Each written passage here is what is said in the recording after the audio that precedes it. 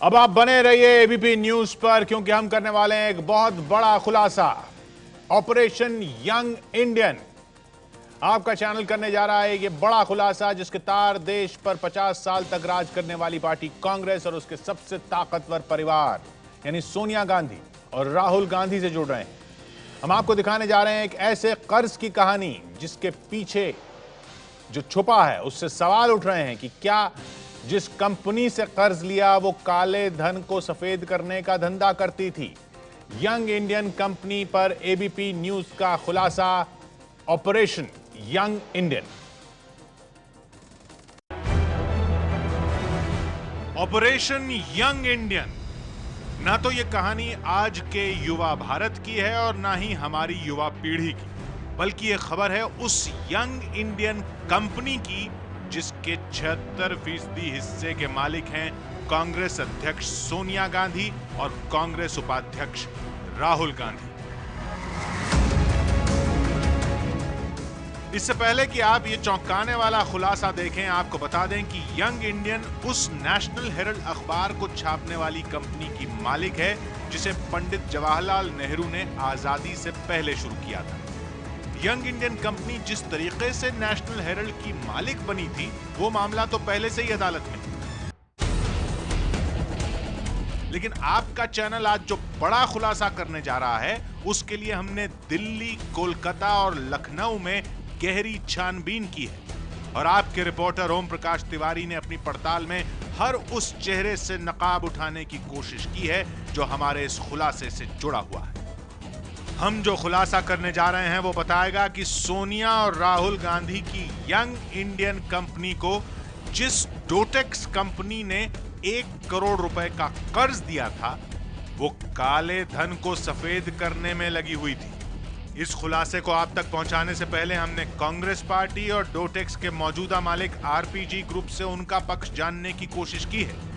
दोनों की ओर से जवाब आया है कि कर्ज के लेन देन में कोई गड़बड़ी नहीं हुई। कांग्रेस ने यह मान लिया है कि उन्होंने कर्ज लिया था जिसे वो लौटा चुके हैं। वहीं आरपीजी ग्रुप ने कहा है कि आरोप में कोई सच्चाई नहीं है और आरोप निराधार है। लेकिन हम आपको ये पूरी कहानी दिखाने जा रहे हैं ताकि आप खुद सही और गलत का फैसला कर सकें। ऑपरेशन यंग इंडियन यानी 10 जनपद पर होने वाली सोनिया और राहुल की बैठकों में हुए एक ऐसे फैसले का खुलासा जिसके तार कोलकाता तक जुड़े हुए हैं। दरअसल सोनिया और राहुल की कंपनी ने एक कर्ज लिया था, 1 करोड़ का कर्ज। लेकिन जब आपके चैनल ने कर्ज देने वाली कंपनी की पड़ताल की तो सामने आया एक चौंका देने वाला सच। दरअसल वो कंपनी जिससे कर्ज लिया था वो काले धन को सफेद करने का काम करती थी।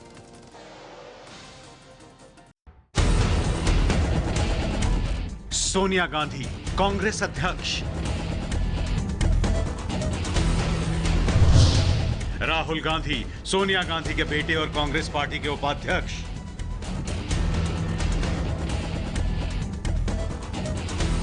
मोतीलाल वोरा कांग्रेस पार्टी के कोषाध्यक्ष और ऑस्कर फर्नांडिस कांग्रेस के राज्यसभा सांसद।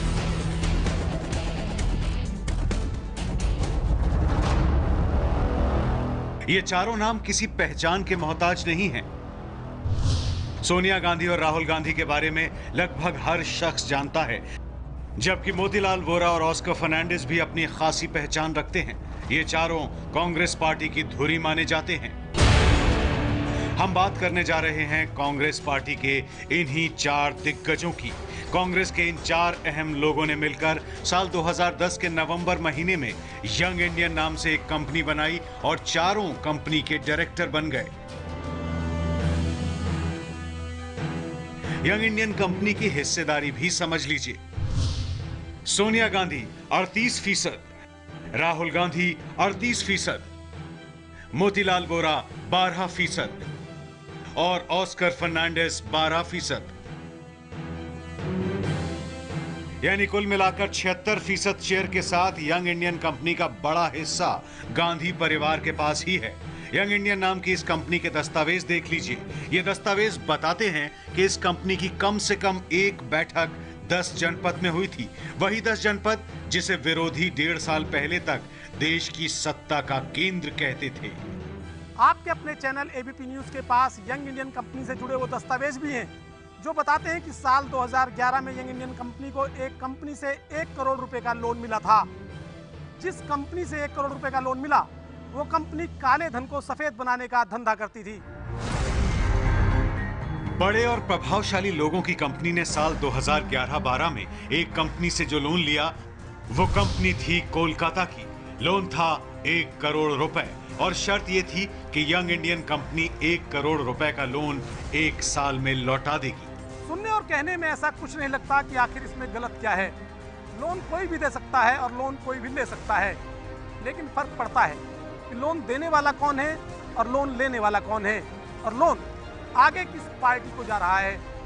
इसमें सबसे बड़ा सवाल यही है कि आखिर ये लोन किसने दिया था और क्या उसका दामन पाक साफ था। कांग्रेस पार्टी के इन दिग्गजों की कंपनी ने 1 करोड़ रुपए का लोन डोटेक्स कंपनी से लिया था। आयकर विभाग को पता चला कि कंपनी कोलकाता की है और उसका पिछला रिकॉर्ड भी पाक साफ नहीं है। ये भी पता चला कि कंपनी बनने के बाद 2 बार बिकी थी, लिहाजा आयकर विभाग के कान खड़े हो गए। इनकम टैक्स विभाग के दस्तावेजों के मुताबिक सोनिया गांधी और राहुल गांधी को 1 करोड़ रुपए का लोन देने वाली एक कंपनी काले धन को सफेद करने यानी ब्लैक को व्हाइट मनी करने के धंधे में लगी हुई थी। इस सच को खुद डोटेक्स कंपनी के तत्कालीन मालिक उदय महावर ने आयकर अधिकारियों के सामने कबूल किया है। उदय महावर ने आयकर विभाग के अधिकारियों से बताया था कि कुछ कंपनियां मैंने मार्केट से खरीदी थी और इन कंपनियों को मैं बोगस शेयर कैपिटल रेज करके बेच देता था। मैं इन कंपनियों में कैश डिपॉजिट कराता था जिससे उसकी शेयर कैपिटल बढ़ जाती थी। ये नकदी भी उन लोगों की होती थी जो इससे फायदा उठाते थे।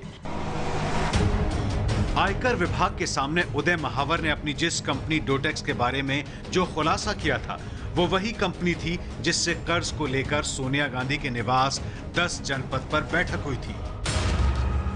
देखिए एबीपी न्यूज के पास मौजूद यंग इंडियन कंपनी से जुड़े ये दस्तावेज। इन कागजों पर मोतीलाल वोरा और ऑस्कर फर्नांडिस के हस्ताक्षर मौजूद हैं और बाकायदा 26 अगस्त 2014 की तारीख भी पड़ी हुई है। और यह भी कहा गया है कि कंपनी के निदेशकों की बैठक में आइटम नंबर 4 को मंजूरी दी गई। आइटम नंबर 4 यानी यंग इंडियन कंपनी को डोटेक्स मर्चेंडाइज प्राइवेट लिमिटेड से लिए गए 1 करोड़ रुपए के लोन लौटाने के लिए 1 साल का वक्त और दिया जाता है। यानी सोनिया और राहुल की कंपनी अभी 1 साल और लोन नहीं चुकाएगी। 10 जनपद और डोटेक्स कंपनी के बीच पैसों का लेन देन कैसे हुआ, इसका खुलासा होगा कोलकाता में, जहां डोटेक्स मर्चेंडाइज कंपनी के हर पहलू की जांच के लिए पहुंचे आपके चैनल के रिपोर्टर ओम प्रकाश तिवारी। आइए अब आपको बताते हैं कि कोलकाता की डोटेक्स कंपनी के तार किस तरह से जुड़े दिल्ली के सत्ता के गलियारों से। सोनिया और राहुल गांधी की कंपनी को 1 करोड़ का लोन देने वाली डोटेक्स कंपनी के पीछे जो शख्स है उसका नाम है उदय शंकर महावर। उदय महावर एक नहीं करीब 200 कंपनियों का मालिक है। आयकर विभाग के दस्तावेजों के मुताबिक उदय महावर कंपनी खरीदने बेचने के धंधे में 500 करोड़ की हेराफेरी कर चुका है। उससे लोन लिया था, उस कंपनी से जिसका मालिक है उदय शंकर महावर, जो 500 करोड़ की हेराफेरी कर चुका है कंपनियां खरीदने बेचने में। कंपनी को बेचने वालों ने अपने बयान में कहा है कि काले धन को सफेद बनाने के एवज में इन्हें 1.5% कमीशन मिला था।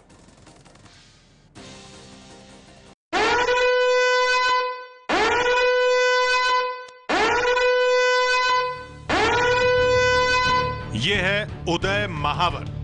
25 अगस्त 2014 को इनकम टैक्स को दिए अपने बयान में उदय महावर ने अपने को डोटेक्स कंपनी का मालिक बताया। वही डोटेक्स कंपनी जिसने कांग्रेस अध्यक्ष सोनिया गांधी और उनके बेटे राहुल गांधी की कंपनी को 1 करोड़ का लोन दिया था। कोलकाता के आयकर विभाग को पता चला कि कोलकाता के सॉल्ट लेक में रहने वाले उदय शंकर महावर के पास लगभग करीब 200 कंपनियां हैं और उदय महावर कंपनी खरीदने और बेचने का काम करता है। साथ ही उदय महावर की कंपनियों में काला धन भी जमा कराया जाता है। आयकर विभाग कोलकाता ने एक सूचना के आधार पर उदय शंकर महावर की कंपनियों का सर्वे शुरू किया। जैसे जैसे जांच आगे बढ़ी, रहस्यों की परत दर परत खुलने लगी और इसी दौरान आया डोटेक्स मर्चेंटाइन प्राइवेट लिमिटेड का नाम। आयकर विभाग की टीम ने अपने सर्वे के दौरान उदय शंकर महावर के घर से कई दस्तावेज अपने कब्जे में लिए।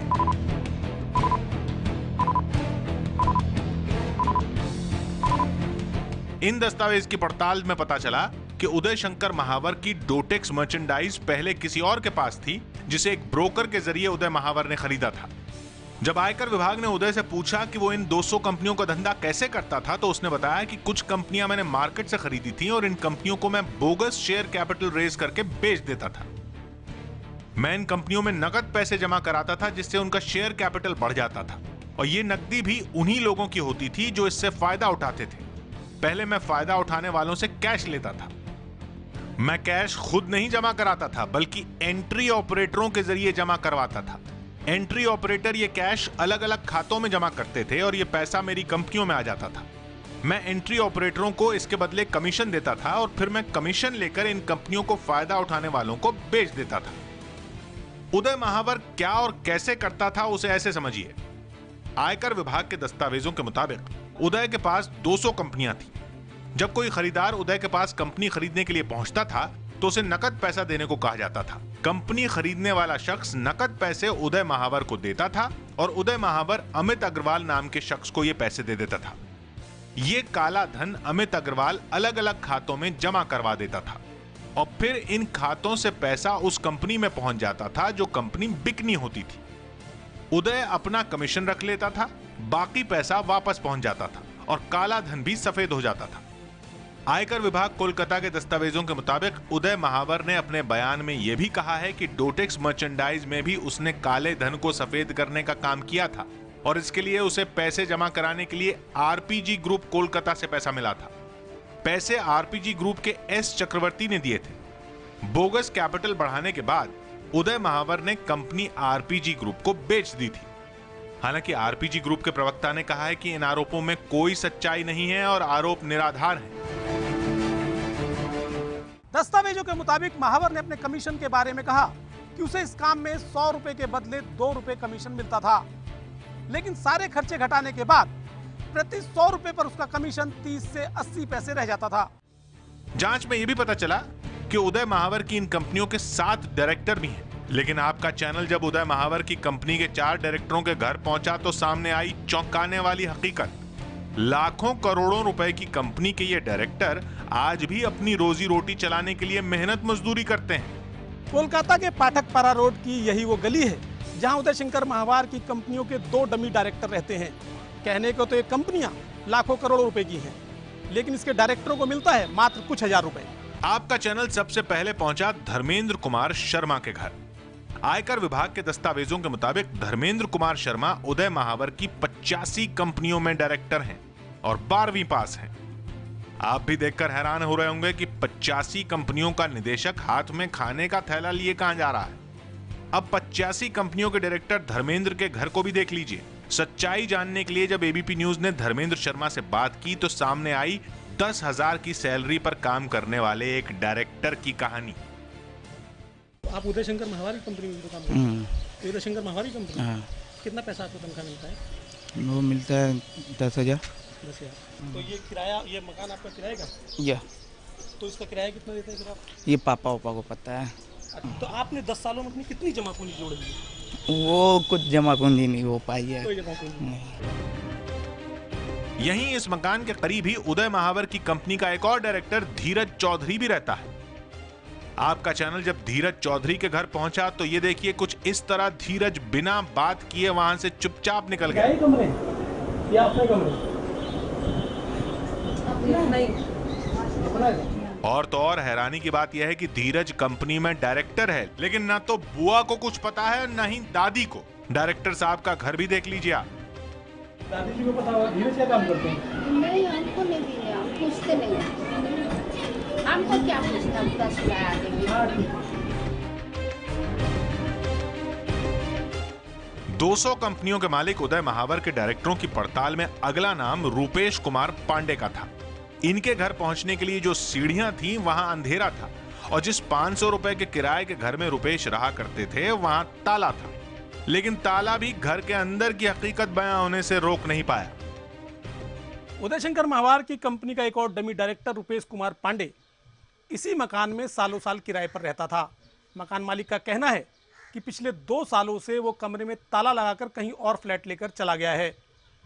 इस मकान की और कमरे की हैसियत देखकर आप अंदाजा लगा सकते हैं कि लाखों करोड़ों रुपए की कंपनी का निदेशक किन हालातों में रहता था। यहाँ पर तो था, उसका किराए में ही है अभी तक, लेकिन अभी वो लोग नहीं रहते हैं और 2 साल पहले चला गया, दूसरा कहाँ चला गया। चौथा और आखिरी नाम था चौथे डायरेक्टर सचिन कुमार शर्मा का। आयकर विभाग के दस्तावेजों के मुताबिक सचिन उदय महावर की 54 कंपनियों में डायरेक्टर है, लेकिन सचिन की मां के मुताबिक बेटे ने 6 महीने से घर छोड़ रखा है। पहले यहीं रहते थे, इन्हीं की मुस्लिम माँ ही हाँ, रहते थे मगर वो हम लोग कितने दिन हो गए छोड़ गए वो? कितना दिन हो गया? 6 महीना हो गया। अब कहाँ रहता है कुछ पता है? नहीं, हमको सब एड्रेस हम दे दिए। हम खड़े हैं कोलकाता की नाथर बागान स्ट्रीट पर। आप यहाँ देख सकते हैं कि ऐसी गली है जहाँ पर 2 गाड़ियाँ एक साथ गुजर ही नहीं सकती, और ऐसी ही गली में रहता है उदय शंकर महावर का एक और डमी डायरेक्टर सचिन कुमार शर्मा। यानी कहने को कहा जा सकता है कि नाम कहने को तो पहाड़ सिंह, पर कद पिद्दी सा। इसके बाद इस पूरे मामले पर आपका चैनल उदय महावर का पक्ष जानने के लिए उसके घर सॉल्ट लेक सिटी पहुंचा। यह इलाका कोलकाता के बेहद पॉश इलाकों में शुमार किया जाता है। यहां मौजूद गार्ड ने बताया कि घर तो उदय महावर का ही है। हम इस समय खड़े हैं AA 47 salt lake city Kolkata. यही वो एड्रेस है जो आयकर विभाग के दस्तावेजों में उदय शंकर महावर का दिया गया है। लेकिन इस एड्रेस पर अब उदय शंकर महावर नहीं रहते। उदय शंकर महावर के यहाँ पर मौजूद लोगों ने बताया कि पिछले कई महीनों से वो यहाँ नहीं रहते, बल्कि उनकी कंपनियां यहाँ पर काम करती हैं। उदय महावर समेत उसकी कंपनी के ये डायरेक्टर भी आयकर विभाग के सामने कबूल चुके हैं कि वो सिर्फ डमी यानी नाम के डायरेक्टर हैं। उन्हें नहीं पता कि ये कंपनियां कहां हैं और क्या काम करती हैं। 200 कंपनियों का मालिक उदय महावर भी आयकर विभाग के सामने ये कह चुका है कि वो काले धन को सफेद करने में लोगों की मदद करता है।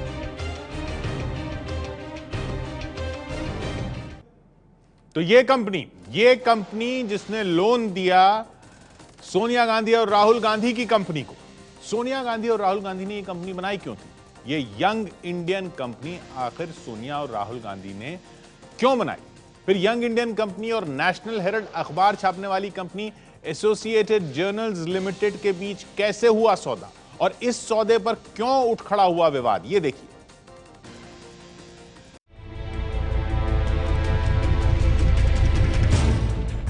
आपके चैनल के खुलासे के तार पंडित जवाहरलाल नेहरू के अखबार नेशनल हेराल्ड तक जाते हैं, जिसे उन्होंने साल 1938 में शुरू किया था। तब जवाहरलाल नेहरू खुद इसके संपादक थे और इसका प्रकाशन लखनऊ से शुरू हुआ था। बाद में नेहरू के दामाद और इंदिरा गांधी के पति फिरोज गांधी इसे चलाने वाली कंपनी एसोसिएटेड जर्नल्स लिमिटेड के मैनेजिंग डायरेक्टर भी रहे थे। घाटे की वजह से 70 साल बाद 2008 में नेशनल हेराल्ड अखबार छपना बंद हो गया। अखबार तो छपना बंद हो गया, लेकिन अखबार को चलाने वाली कंपनी एसोसिएटेड जर्नल्स लिमिटेड के पास संपत्ति की कमी नहीं थी। करीब 17 साल तक देश के प्रधानमंत्री रहे जवाहरलाल नेहरू और कांग्रेस सरकारों ने एजेएल को सस्ते दामों पर दिल्ली, मुंबई, लखनऊ और मध्य प्रदेश के शहरों में जमीन दी थी, जिसकी कीमत आज 2000 करोड़ रुपए बताई जा रही है। बीजेपी नेता सुब्रमण्यम स्वामी का आरोप है कि एजेएल की 2000 करोड़ की इसी संपत्ति को हासिल करने के लिए कांग्रेस के नेताओं ने यंग इंडियन कंपनी बनाई थी, जबकि कांग्रेस का तर्क है कि नेशनल हेराल्ड को दोबारा जिंदा करने के लिए उन्होंने यंग इंडियन कंपनी बनाई। दिल्ली के एसोसिएटेड प्रेस में 400 लोग बेकार हो रहे थे जिन्हें तनख्वाहें नहीं मिल रही। लखनऊ के एसोसिएटेड प्रेस में 300 कर्मचारी थे, पत्रकार और गैर पत्रकार दोनों। देश में कोई और दूसरा संगठन और कोई समाचार पत्र है जो अपने 700 लोगों का इस तरह का ध्यान रखते हैं? ये पैसा उस सब में खर्च हुआ है। ये सब कैसे हुआ, इसे समझते हैं। नेशनल हेराल्ड अखबार को चलाने वाली कंपनी एजेएल को कांग्रेस पार्टी ने 90 करोड़ रुपए का बिना ब्याज वाला लोन दिया था। एबीपी न्यूज के पास मौजूद आयकर विभाग के इन दस्तावेजों में बड़ा खुलासा यह भी है कि जनता से चंदे के नाम पर फंड लेने वाली राजनीतिक पार्टी कांग्रेस ने एजेएल को 90 करोड़ का बिना ब्याज का लोन दिया। नेशनल हेराल्ड अखबार चलाने वाली कंपनी एजेएल 90 करोड़ का वो ब्याज रहित लोन नहीं चुका पा रही थी। ऐसे में सोनिया गांधी, राहुल गांधी, मोतीलाल वोरा और ऑस्कर फर्नांडिस जैसे 4 बड़े कांग्रेसी नेताओं ने यंग इंडियन नाम से कंपनी बनाई थी। जरा ध्यान से देखिए आयकर विभाग के इस दस्तावेज को। इस पर हस्ताक्षर हैं लखनऊ आयकर विभाग के डिप्टी डायरेक्टर वीएस नेगी के। दस्तावेज में साफ तौर पर लिखा है कि एजेएल कंपनी को ऑल इंडिया कांग्रेस कमेटी ने 90 करोड़ रुपए का ब्याज रहित लोन दिया था। एजेएल इस लोन को चुका नहीं पा रही थी, लिहाजा इस लोन को यंग इंडियन कंपनी ने कांग्रेस पार्टी से डीड ऑफ असाइनमेंट यानी करार करके एजेएल का लोन अपने नाम कर लिया और बदले में एजेएल ने उसे अपने लगभग 90% शेयर दे दिए। अब दस्तावेजों में यंग इंडियन ने 90% शेयरों के साथ एजेएल को अपनी सब्सिडियरी कंपनी भी बता दिया है। यानी अब तकनीकी तौर पर 4 कांग्रेसी नेताओं की कंपनी यंग इंडियन ही एजेएल की मालिक बन गई। आयकर विभाग के सूत्रों के मुताबिक एजेएल अपना लोन नहीं चुका पा रही थी और कांग्रेस पार्टी एजेएल की प्रॉपर्टी को सीधे अपने कब्जे में लेती तो फौरन हंगामा शुरू हो जाता, क्योंकि भले ही एजेएल का गठन पंडित नेहरू ने किया हो, लेकिन टेक्निकल तौर पर वो कांग्रेस से अंडर में नहीं आती और एक स्वतंत्र कंपनी के तौर पर है। दरअसल कांग्रेस एक राजनीतिक संगठन है जो किसी कारोबारी कंपनी का मालिक नहीं बन सकता। ऐसे में यंग इंडियन कंपनी देश के कंपनी एक्ट के सेक्शन 25 के तहत गठित की गई। सेक्शन 25 के तहत बनी कंपनी एक ट्रस्ट की तरह होती है जो मुनाफा कमाने के लिए नहीं होती। सेक्शन 25 के तहत बनी कंपनी के निदेशकों को तनख्वाह भी नहीं मिलती, लेकिन सेक्शन 25 के तहत बनने वाली कंपनी किसी व्यापारिक संस्थान की मालिक हो सकती है।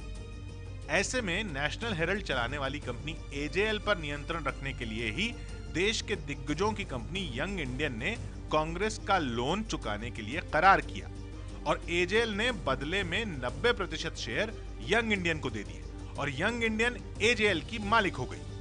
आयकर विभाग के अलावा ईडी और सीबीआई भी इस मामले में आरंभिक जांच कर रहे हैं। आयकर विभाग लखनऊ की रिपोर्ट में आयकर अधिकारियों ने यंग इंडियन को कांग्रेस पार्टी द्वारा दिए गए 90 करोड़ के लोन को गिफ्ट माना है और दिल्ली आयकर विभाग को इसकी जांच करने को कहा है। दिल्ली आयकर विभाग ने इस मामले की जांच भी शुरू कर दी है।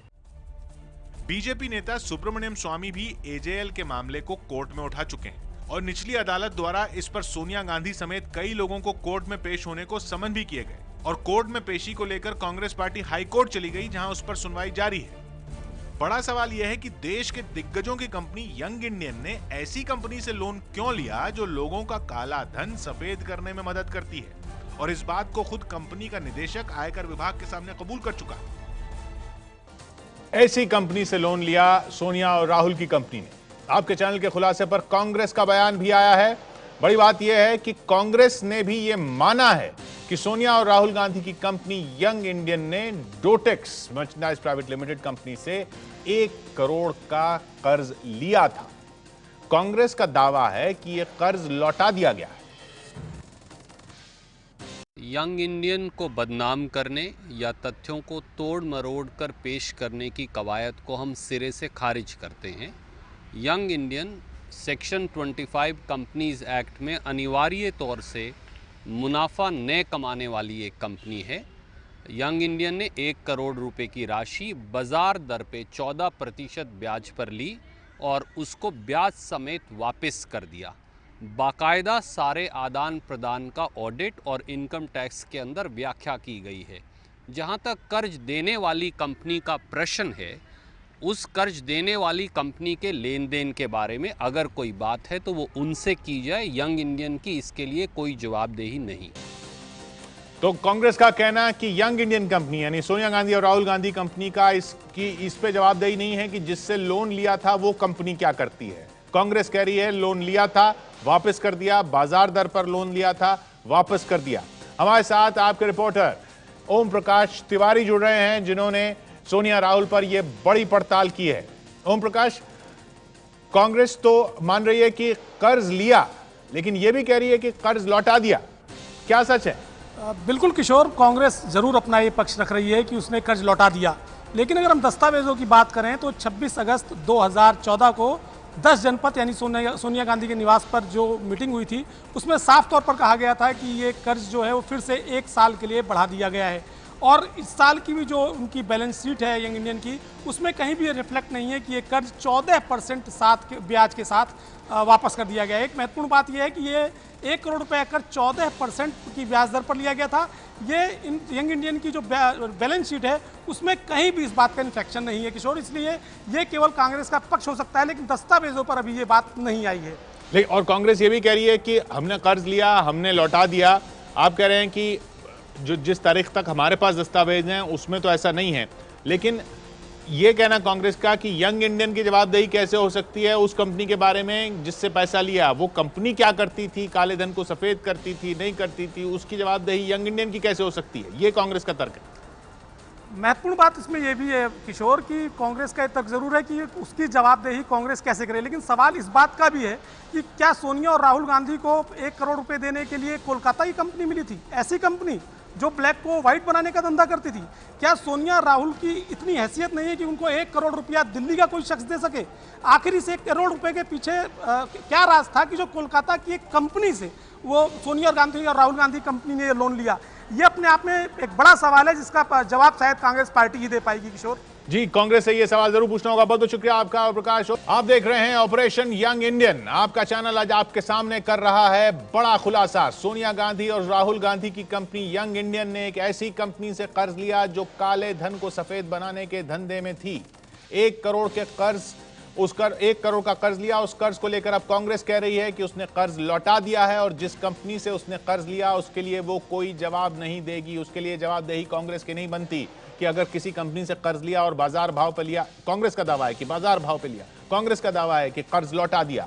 लेकिन सवाल ये कि ऐसी कंपनी से कर्ज क्यों लिया जिसके डायरेक्टर ने अब कहा है कि वो तो काले धन को सफेद करने वाली कंपनियां चलाता है, कई करोड़ की, सैकड़ों करोड़ की हेराफेरी के आरोप हैं उस पर। ऐसी कंपनी से सोनिया और राहुल गांधी की कंपनी ने कर्ज लिया, ये सवाल है और ये सवाल हम पूछेंगे। हमारे साथ जुड़ रहे हैं बीजेपी से संबित पात्रा साहब, हमारे साथ कांग्रेस का तो जवाब आ गया, लेकिन कांग्रेस समर्थक तहसीन पूनावाला का क्या कहना है वो भी हम जानेंगे। और वरिष्ठ पत्रकार रशीद किदवई जो कई वर्षों से कांग्रेस को कवर करते रहे हैं, कांग्रेस के अंदर किस तरह से सारा कामकाज चलता है उस पर अच्छी पकड़ रखते हैं, उनसे भी बात करेंगे। लेकिन एक बार फिर देखते हैं ये बड़ा खुलासा ऑपरेशन यंग इंडियन आखिर है क्या किया यंग इंडियन कंपनी ने, उस कंपनी ने जो सोनिया गांधी और राहुल गांधी की है।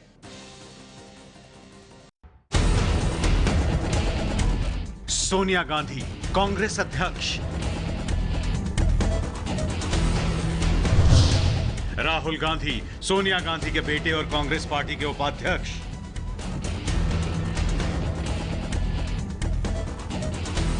मोतीलाल वोरा कांग्रेस पार्टी के कोषाध्यक्ष और ऑस्कर फर्नांडिस कांग्रेस के राज्यसभा सांसद।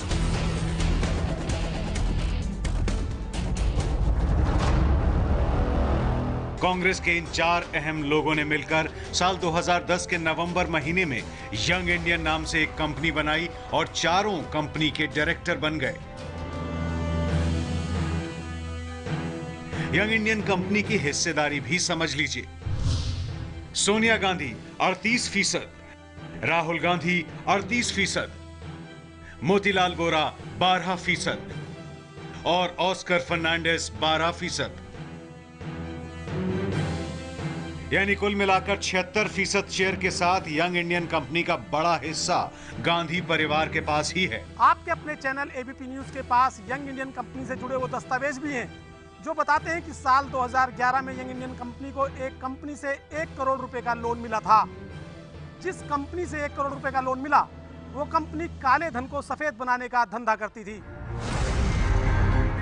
बड़े और प्रभावशाली लोगों की कंपनी ने साल 2011-12 में एक कंपनी से जो लोन लिया वो कंपनी थी कोलकाता की। लोन था 1 करोड़ रुपए। कांग्रेस पार्टी के इन दिग्गजों की कंपनी ने 1 करोड़ रुपए का लोन डोटेक्स कंपनी से लिया था। आयकर विभाग को पता चला कि कंपनी कोलकाता की है और उसका पिछला रिकॉर्ड भी पाक साफ नहीं है। यह भी पता चला कि कंपनी बनने के बाद 2 बार बिकी थी, लिहाजा आयकर विभाग के कान खड़े हो गए। इनकम टैक्स विभाग के दस्तावेजों के मुताबिक सोनिया गांधी और राहुल गांधी को 1 करोड़ रुपए का लोन देने वाली एक कंपनी काले धन को सफेद करने यानी ब्लैक को व्हाइट मनी करने के धंधे में लगी हुई थी। इस सच को खुद डोटेक्स कंपनी के तत्कालीन मालिक उदय महावर ने आयकर अधिकारियों के सामने कबूल किया है। उदय महावर ने आयकर विभाग के अधिकारियों से बताया था कि कुछ कंपनियां मैंने मार्केट से खरीदी थी और इन कंपनियों को मैं बोगस शेयर कैपिटल रेस करके बेच देता था। मैं इन कंपनियों में कैश डिपॉजिट कराता था जिससे उसकी शेयर कैपिटल बढ़ जाती थी। ये नकदी भी उन लोगों की होती थी जो इससे फायदा उठाते थे। आयकर विभाग के सामने उदय महावर ने अपनी जिस कंपनी डोटेक्स के बारे में जो खुलासा किया था, वो वही कंपनी थी जिससे कर्ज को लेकर सोनिया गांधी के निवास 10 जनपद पर बैठक हुई थी। हमारे साथ तहसीन पूनावाला कांग्रेस समर्थक जुड़ रहे हैं। हमारे साथ समित पात्रा साहब हैं, बीजेपी से वरिष्ठ पत्रकार रशीद किदवई हैं। तहसीन, कांग्रेस कह रही है कि हां कर्ज लिया था, वापस कर दिया, लेकिन ऐसी कंपनी से कर्ज लेने की जरूरत क्या पड़ी? क्यों लेगी कांग्रेस ऐसी कंपनी से कर्ज, या यंग इंडियन कंपनी जो सोनिया गांधी और राहुल गांधी की कंपनी है?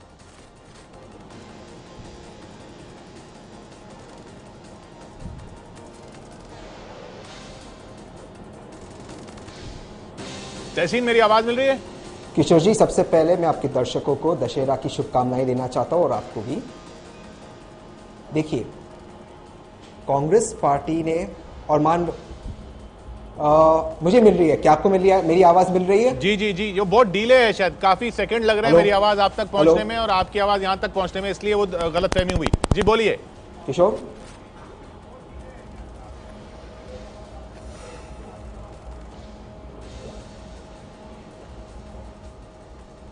जी, काफी डीले है। देखिए, अगर एबीपी कल मानो किसी कंपनी से लोन लेती है और उस कंपनी के कबर्ड में कोई स्केलेटन्स निकलते हैं, तो इसका मतलब है एबीपी ने कोई गलत काम किया। जो सुरजेवाला साहब ने बोला वो बिल्कुल सही बोला। लोन चेक से लिया गया, चेक से रिटर्न किया गया, पहली बात। दूसरी बात, हर कंपनी के रिकॉर्ड्स आरओसी के पास जाते हैं, आरओसी के पास आप जाकर जांच करवा दीजिए। इनकम टैक्स सवाल है कि क्यों ऐसी कंपनी से कर्ज लेना पड़ा, वहां पर जांच कीजिए। राहुल गांधी सोनिया गांधी की कंपनी को 1 करोड़ का कर्ज लेना था, दिल्ली में कोई नहीं था क्या और कहीं कोई नहीं था क्या? जा सकती है।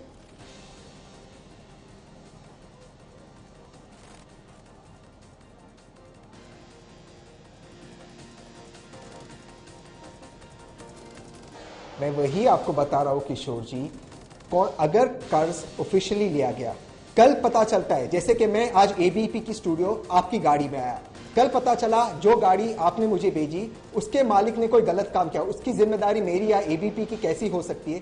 ठीक उसी तरह अगर जांच के तहत पता चला है कि किसी और ने कोई गलत काम किया है, उसकी जांच करनी चाहिए, उस पर कार्रवाई करनी चाहिए। उसकी जिम्मेदारी कांग्रेस पर कैसे आ सकती है जबकि कर्ज लीगली चेक से लिया गया, मार्केट रेट से लिया गया, लीगली लिया गया? और अगर आपको कार्रवाई करनी है तो वो कार्रवाई पूर्ति ग्रुप पर क्यों नहीं होती जहां पर नितिन गडकरी खुद शेयर होल्डर है और फेक शेयर पाए जाते हैं? नहीं, बहस को भटकाएं बड़े मोदी की मंत्री बहस को नहीं भटकाएं तहसीन, ये अभी सवाल कांग्रेस और यंग इंडियन का है, और जो बात जो आप जिन कंपनियों के आप नाम ले रहे हैं उन पे कई कार्यक्रम हो चुके हैं और खबरें आएंगी उन पे भी करेंगे, वो सवाल नहीं है। बात हमें मोदी साहब ने ही सिखाई है। नहीं, ये नितिन गडकरी, नरेंद्र मोदी, यहाँ पर अभी कोई ये सवाल ही नहीं उठता है। समित पात्रा जी, लेकिन जो कांग्रेस का तर्क है कि भाई लोन लिया, लोन वापस कर दिया, तो उसका कैसा यंग इंडियन का कैसे दोष? किशोर जी, एक मिनट। किशोर जी देखिए, पहले इनसे बुलवा लीजिए पूरा। नहीं, उनसे बहुत डिले लग रहा है, वो कई सेकंड लग रहे हैं जवाब आने जाने में। मैं आपसे जवाब चाह रहा हूं संबित जी। देखिए, पहले तो तहसीन भाई ने दशहरा की मुबारकबाद दी, मैं भी कहूंगा दशहरा का बहुत बहुत मुबारकबाद। मैं एक्स्ट्रा मुबारकबाद इस बात का दूंगा कि दशहरा खत्म होते होते आपने जो सबसे बड़ा भ्रष्टाचार का जो भ्रष्टाचारी हैं उनको पकड़ लिया है, ये अपने आप में बहुत बड़ी बात है, ये कोई छोटी बात नहीं है। अब देखिए, यंग इंडियन की आप स्टोरी अगर देखेंगे तो ये अपने आप को विस्मय करने वाला विषय है। 76% के मालिक माता और पुत्र हैं, अर्थात सोनिया जी और राहुल जी एक तरह से उसके मालिक हैं, बाकी तो डमी कैरेक्टर है। ऑस्कर फर्नांडिस और मोतीलाल वोरा बेचारे तो वो डमी कैरेक्टर हैं।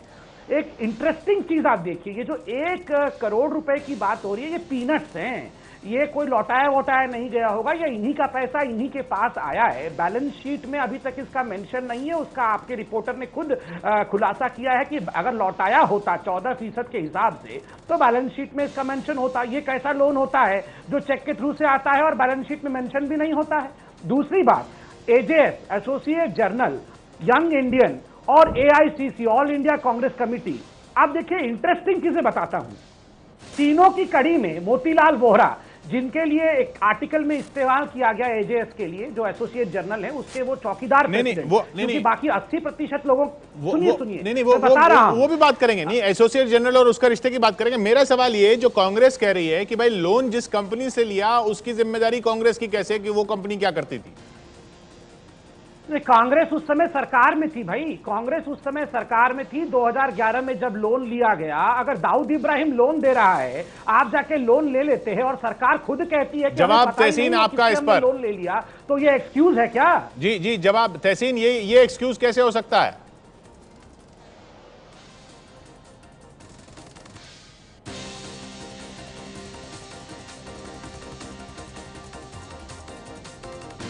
मैं इसका जवाब दे दूं। देखिए संबित भाई टेक्निकल बातें भूल जाते हैं, सिर्फ जुमले में आजकल रह जाते हैं। सबसे पहली बात, अगर रिकॉर्ड आपके रिपोर्टर कहते हैं रिकॉर्ड नहीं है, सारे records as per company act ROC के पास जमा करा दिए जाते हैं। आरओसी किसके पास है? कंपनी लॉ बोर्ड किसके पास है? इनके पास है। दूसरी बात, ईडी ने जब जांच बंद करी, कुछ गलत नहीं पाया, कटोच को ट्रांसफर करवाते फिर से द्वेष के भाव में जांच किसने खोली? बीजेपी। देखिए रिकॉर्ड जो है ना, रिकॉर्ड जो है वो अभी उसका नहीं मिला है कि कर्ज वापस किया गया, कर्ज आया, 14-15 की कर्ज आया, ये तो रिकॉर्ड है, ईडी इनके पास है, सब सवाल ये है कि जब जिस वक्त कर्ज आया आपकी सरकार थी, जांच नहीं करवाते। दूसरी चीज कहा तो रहे हैं, कौन नहीं करवा रहा है? ईडी जांच तो कर रही है। और कर्ज, एक सेकेंड, कर्ज आया, किशोर जी कर्ज लौटाया गया है। किशोर जी मेरी बात सुनिए, किशोर जी एक सेकेंड, पहले पात्रा जी, ईडी ने जांच बंद कर दी थी, आपने द्वेष में खोला, आपकी सरकार में ईडी ने जांच बंद कर दी थी, कटोच को ट्रांसफर करते आपने फिर से खोला। ये द्वेष की भावना जनता देख रही है। दूसरी बात, कर्ज अगर लौटाया गया या नहीं, अगर ये विवाद का मामला है, सिंपल चीज है, आरओसी के सारे रिकॉर्ड्स कंपनी लॉ बोर्ड के पास होते, कंपनी लॉ बोर्ड बीजेपी के पास है, वहां से आप रिकॉर्ड्स निकाल दीजिए, वहां से सारे रिकॉर्ड्स, दूध का दूध पानी का पानी हो जाएगा। नहीं, इसमें दूध का दूध पानी का पानी नहीं, ये ऐसी कोई बात थोड़ी है। इसमें दूध का दूध पानी का पानी तो आप नहीं मान रहे, दूध भी आप मान रहे हैं, पानी भी आप मान रहे हैं, पार्टी मान रही है। रशीद तहसीन जो तर्क दे रहे हैं वो क्या जनता के गले उतरेगा? नहीं किशोर, देखिए तहसीन जो तर्क दे रहे हैं बहुत लचर है। दरअसल बात तमाम मामला जो है वो नैतिकता का है या नैतिकता के अभाव का है। देखिए केस मैंने भी इसका अध्ययन करा है, हो सकता है कि कोर्ट या इंक्वायरी में तमाम चीजें, क्योंकि आप जानते हैं ये सब टेक्निकल ऑफेंसेस हैं, वाइट कॉलर की बातें हैं, जिसमें एक प्रूफ करना और सब चीजों को बड़ा काफी मुश्किल काम है। दरअसल बात यह है कि देखिए नेशनल हेल्थ में हमेशा से फाइनेंशियल प्रॉब्लम थी।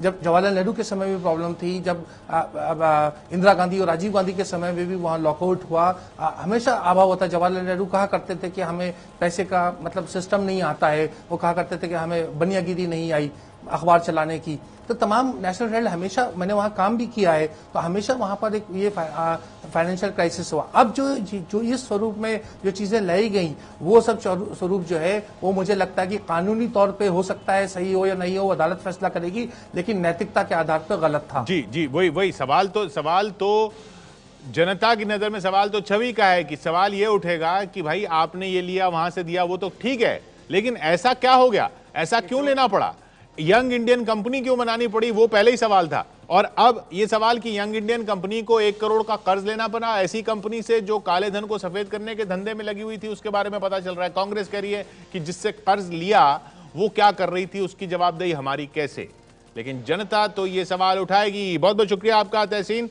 और समित और रशीद, आपका भी। ये पूरा खुलासा एक बार फिर समझने की जरूरत है, देखने की जरूरत है कि क्या किया यंग इंडियन कंपनी ने। यंग इंडियन कंपनी ने ऐसा क्या किया कि वो नैतिकता का सवाल बन गया है, जैसा रशीद बता रहे हैं।